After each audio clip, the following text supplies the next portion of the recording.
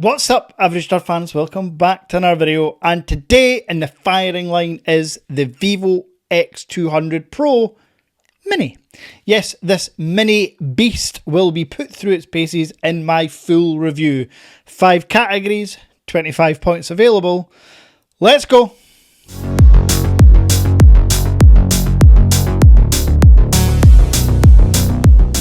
Now, of course, some housekeeping before we get into the full review. If you are looking to purchase the Vivo X200 Pro Mini or any other Chinese ROM device, even some globals in there, visit the Average Dad Tech Store now. I have multiple phones for the cheapest prices globally. And stay tuned to the end of this video, because if it's the X200 Pro Mini, you could have a chance to get 10% off your purchase. Yes, 10%. Let's get on with the review. Now, if you are unaware, I am the Average Dad, and this review is broken down into 5 categories: design, build quality, software, cameras, and price. Each category is scored out of 5 points, with a potential final score being out of 25. The first category, as always, is design, and the X200 Pro Mini is good. That's the first word that comes to mind. It is your typical 2024 flagship standard device, meaning that it's got a large camera bump. This one is centered, circular on the rear. It's squared off edges with a flat display. That seems to be the way that all phone manufacturers are going, and that's okay with me. The one thing I would say about the X200 Pro Mini is it doesn't punch. It doesn't jump out at you. So for me, my logic with the scoring and design, I give an extra 0.5 points, half a score, if there is a vegan leather option, because that shows a bit of diversity and mixing up the colours and materials. With the X200 Pro, full size and mini, there's no vegan leather option, so they lose half a point for that. Now, a difference between the X200 Pro full size and the Mini is also that blue colour. I have had so many people commenting on how amazing the blue looks on my X200 Pro. The Mini doesn't have it. The Mini comes in more muted colours. While I do love the white, that blue would have looked really nice. So, for me, it lost another half a point. And as you know, I don't do 5 out of 5 very often when it comes to design. It is always subjective. So I ultimately landed at 3.5 out of 5. A really respectable score. But as mentioned, the Vivo is now struggling to stand out from the crowd, where perhaps it did do in previous iterations. And the next category up is build quality. And there's always some cross-pollination between design and build quality. What do you put where? Where would you put the front screen, for example? It's designed well, it's flat. It's also got Vivo's own glass protection. Now, build quality for me also includes the IP rating. This is IP68, water and dust resistant. This phone is a mini tank. And of course, there's that in-hand feeling that you will only get when, well, you have it in your hands. And this feels solid. Really ergonomically sound. Circular edges round each corner rather than sharp ones digging into your palm. And because it's mini form factor, it's one of the only phones out there, true flagship phones anyway, that comes in a 6.3 inch form factor. Yes, the build quality of this device is solid, but it's more of the in-hand feeling, the in-pocket feeling. 187 grams. Folks, I can almost promise you that the phone you have in your pocket right now weighs more than this 187 grams. And while it feels like 6.3 inches is a step down, this 120 Hz Full HD Plus or Ultra HD resolution screen is fantastic, as you can see here. Because it's just got a small hole punch camera, unlike the Dynamic Island or the Pill or whatever other made up name people want to give their front facing camera, there's basically zero interruptions when consuming content in full screen. And the speakers, if you happen to not have Bluetooth headphones, are absolutely outstanding from such a mini form factor. Take a quick listen.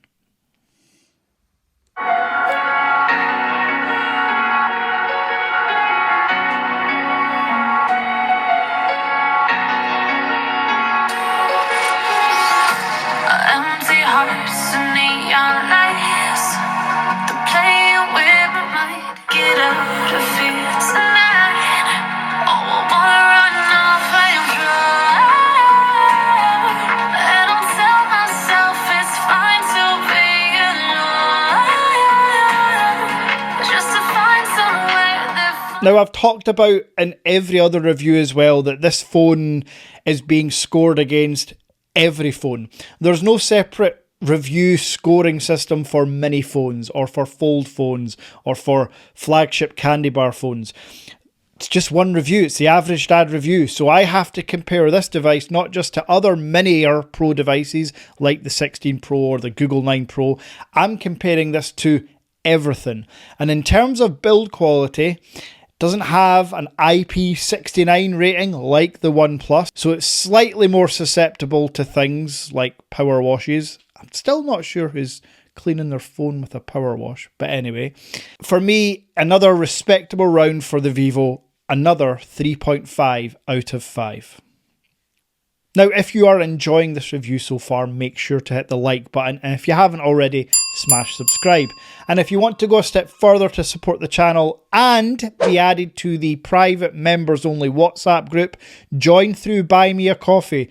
Not just buying me a beer, which I appreciate no end, but you have to sign up to the monthly membership because I give monthly giveaways in the WhatsApp group chat.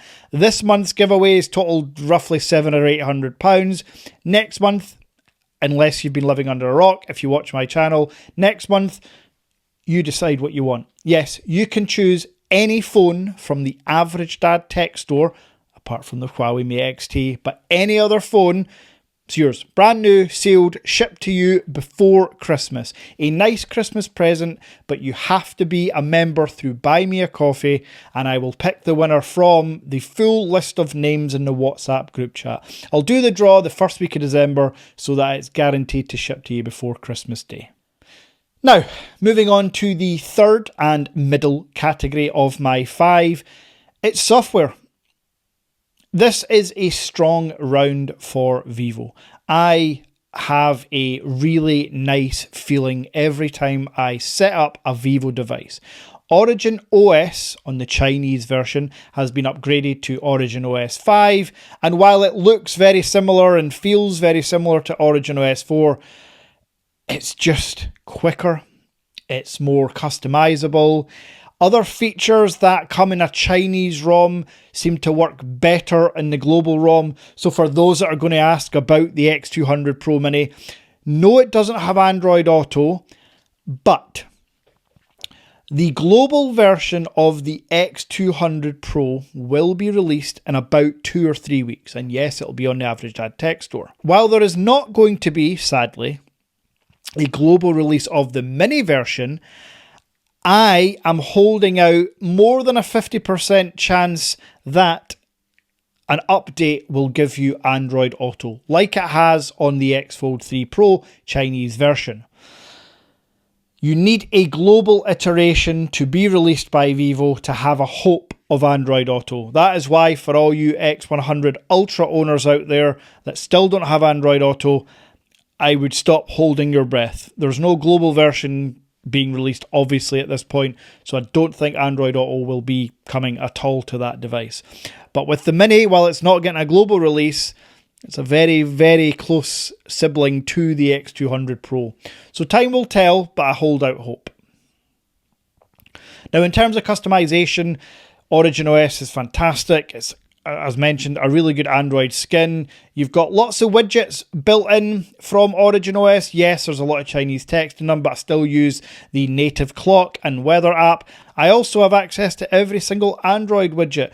So for those asking if you get Hey G-O-O-G-L-E, don't want to say it out loud, don't want to piss everyone off, but no, you can't get that by pressing the power button easily, although there is actually a workaround for that I will probably get around to doing a video, but it involves an app from the Play Store, and you can map your power button to bring up, hey, you know who.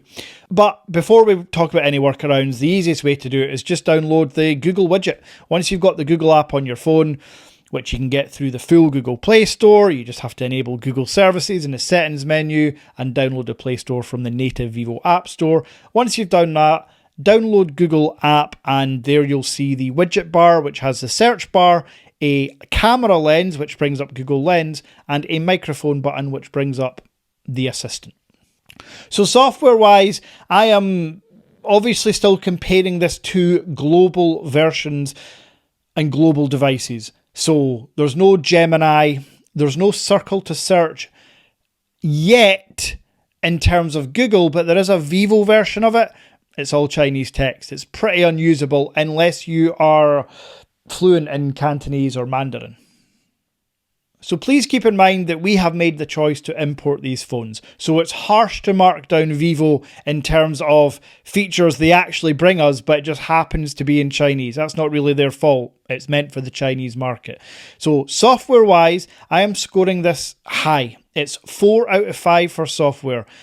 It brings everything that I want from a device. It's got all these features. Most work in the Western market, but again, quite a few are designed for the Asian market, and that's okay. That's who it's for. And now the round you mostly all wait for, it's the cameras. And this is a mixed bag for the Vivo. So currently we are at, if my maths is correct, 11 points. So going into the camera round, I expect some decent things here.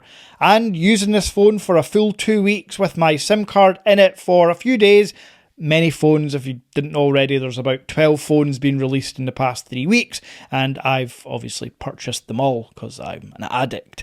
But when my SIM card was in this, when I've been using it outside to take photos, there are no scenarios where I feel like I need a different phone. I don't need to reach for my iPhone or for my X100 Ultra. This phone is more than capable.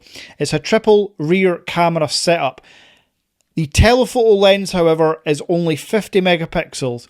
And that sounds weird to say only 50 megapixels. The reason I say that is because the X200 Pro, the bigger brother or sister of this device, has that 200 megapixel telephoto lens taken from the X100 Ultra. And I've said this many, many times, it is the best telephoto lens on the planet right now, bar none.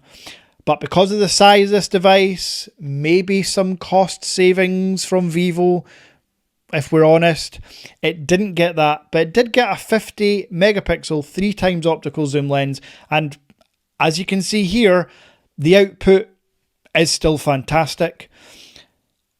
In terms of the main lens, it's 50 megapixel. It's got Vivo's standard Zeiss T-Star coating over all the lenses. Portraits look good, wide, ultra wide 50 megapixel as well. I really enjoy this phone, but there is another drawback, and that drawback comes with video recording. Now that we're nearing the end of 2024, the new video recording standards in terms of choices you can have is 4K up to 120 frames per second and 8K 30. That's just what the MediaTek Dimensity chip, the 9400 chip inside brings, and the 8 Gen 3 and now the Snapdragon 8 Gen Elite chip bring. However, again, potential cost saving, potential size, but lenses are in there, so there's nothing to do with the size actually. Doesn't have 4K 120, which, listen, I know a lot of people don't use. Very few people will. But when you're buying a flagship phone, you want to at least have the choice to use that much smoother, cleaner slow motion. Then you've got video recording. 8K, nice to have on board. I don't use it. Some people do. So that's a bit of a drawback when it comes to the mini version of the Pro. But I guess all these little drawbacks will kind of make sense when we come to the price, and I'll talk about that soon. There is no debate that this is a flagship camera setup. From the front-facing 4K 60 frames per second selfie camera, the rear triple lenses, you are not going to be in any scenario where you are missing out. And in low light situations, you're going to get some incredible photos and video recording. So do not worry. Yes, the X200 Pro does have slightly better lenses when it comes to the telephoto, and it does have 120 frames per second recording, but you're paying a premium for that. So, in terms of the camera, again, we're comparing it to all the big boys. I'm going to give this a 3 out of 5. If it had 8K, 120 frames per second at 4K, and that telephoto lens, it would have gone up to a 4 out of 5. But 3 out of 5 seems fair, not a bad score at all. Now on 14 points, moving into the final category and its price. And I've alluded to this a few times, but this flagship 6.3 inch, 120 Hz, absolute beauty of a device can be picked up for less than £600. Yes, this device with all those specs that I've just talked about is the same price as the standard Pixel 9. Actually, cheaper than the Pixel 9. It is half the price of the iPhone 16 Pro. Yes, a full £600 cheaper. And you can get this up to a terabyte for around £750. Honestly, folks, this is the deal of the century for those that don't need a 7-inch behemoth in their pocket. A lot of people have commented asking about this device and is it actually really small? As you all know by now, I have an eye condition. I like big text. I like big screens. But trust me, in the 2 weeks I have been using it, you can increase the text size. You're getting a lot on the screen. Do not worry. I have been nothing but impressed with everything that's included for such a good price. And that is not just me saying that's such a good price on my store. You can go to Gizstop or Wanda Mobile or Trade in Shenzhen. They're all selling it for slightly more expensive, but roughly the same price as me. It is an unbelievable deal when you think that the standard S24 is like, what, £800, £900? Yeah. As always, the Asian market is flooded with just unbelievably decked out, packed out, specced out phones that we have to import. So, as you can tell, I'm very impressed with the price, and for the first time in this video, the Vivo is going to score 5 out of 5. I can't think of any other device that packs as many specs for cheaper. The only one that comes close, and it's a recent one, is the OnePlus 13. And unless something drastically goes wrong, spoiler, I think I'll give the OnePlus 13 5 out of 5 for price as well. So, there we have it. The total score for the Vivo X200 Pro Mini, in my opinion, is 19 out of 25. Now, no, the score is not my opinion, that's a fact. But how I got there is all based on my experience using the device for 2 weeks and my opinions. A lot of these rounds, even including camera, is subjective. What one person likes, another person won't. So leave your comments down below about how you would score it in each category. Whether you have the phone or not, just based on reviews or my videos or other people's videos, how would you score the device? So as always, I have absolutely loved making this full review of this little masterpiece. I will be back though very soon with a full review on the bigger brother, the X200 Pro. That does have that telephoto lens, that does have that nice blue colour. So yeah, interesting to see what that scores. Again, if you've enjoyed this and you're not subscribed already, please hit subscribe. I want to say a minimum of 2 or 3 full reviews coming up in the next 7 to 10 days. And of course, this week, I, along with many of my customers, will be receiving the Samsung Galaxy Z Fold Special Edition. Not the Z Fold 6 Special Edition. I wish people would stop calling it that. But yes, I will have mine in studio. So look forward to content for that. And until next time.